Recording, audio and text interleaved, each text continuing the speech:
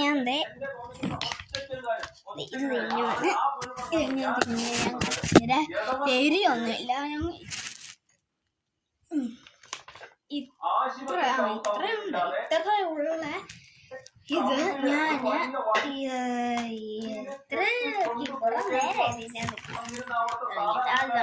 Cut ചെയ്തിട്ട്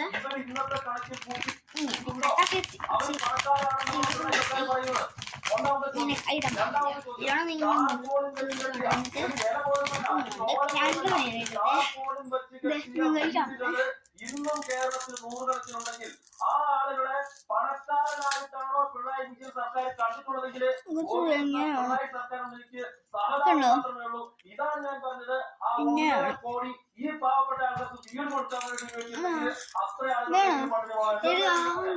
കേരളത്തിലെ മാധ്യമങ്ങളിൽ ഒന്നൊരു വാർത്തയുണ്ട്.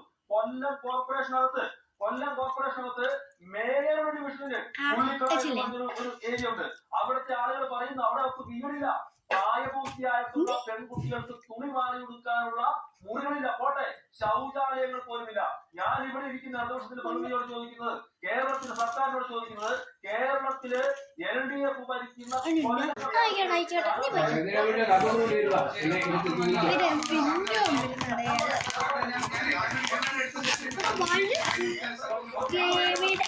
ടിവിയിലകത്ത് ന്യൂസില് വരക്കുന്നുണ്ട്. ഇപ്പൊ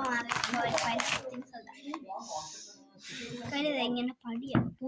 വേറുണ്ടോ റെഡ് കല്ല ഞാനാക്കി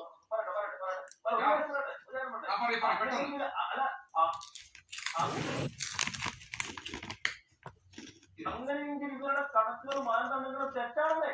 ഞാൻ പറഞ്ഞ ഈ ആളുകളല്ല, വീട്ടിൽ ടോയ്ലറ്റ് പോലുമില്ല. ഞാൻ ചോദിക്കുന്നത്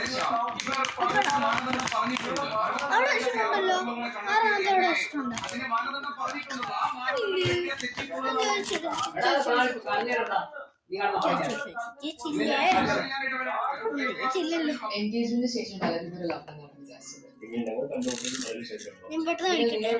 തേടുകയാണെങ്കിൽ ഡൗൺലോഡ് ചെയ്യും.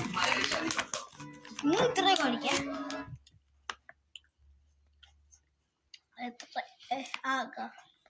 ഒരാൾക്കൊടുത്ത് രണ്ടുപേർക്കൊടുത്ത്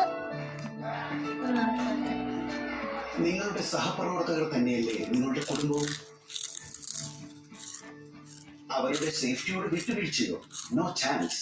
അതുകൊണ്ട് പോളിക്യാപ് ഗ്രീൻ വയറുകൾ. ഇതിന്റെ സുപ്പീരിയർ ഇൻസുലേഷൻ ഇമർജൻസിയിൽ പുകയുടെ അളവ് കുറയ്ക്കുന്നു. അപ്പൊ ഇത് ഒരു വീഡിയോ